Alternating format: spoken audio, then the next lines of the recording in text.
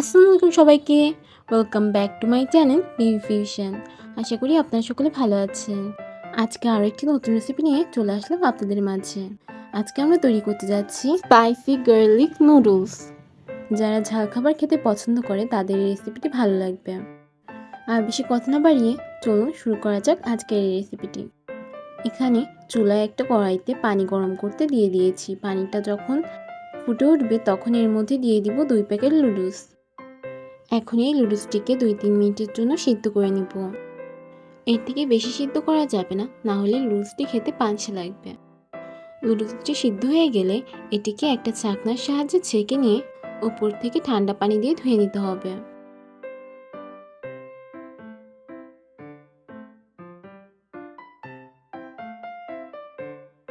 এই নুডলসটিকে এক সাইডে রেখে দিব।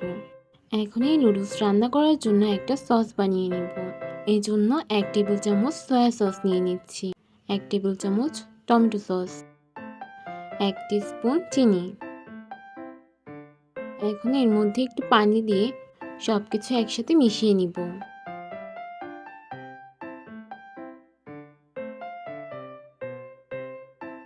সসটা আমার রেডি হয়ে গেছে। এখন এটিকে এক সাইডে রেখে দিব।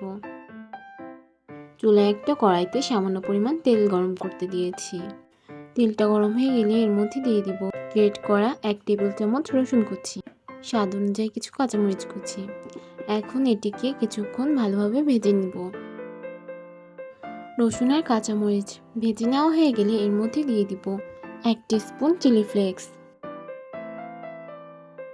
চিলি ফ্লেক্স ভালোভাবে মিশিয়ে এর মধ্যে দিয়ে দিব আগে থেকে তৈরি করে রাখা সস। সবগুলো মশলা নেড়েচেড়ে ভালোভাবে মিশিয়ে নিব।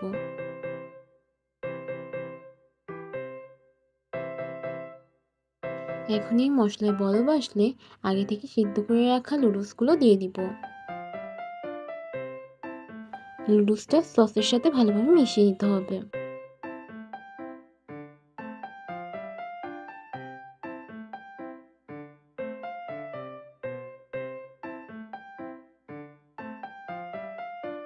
ভালোভাবে মেশানো হয়ে গেলে এর মধ্যে দিয়ে দিব নুডলসের মশলা।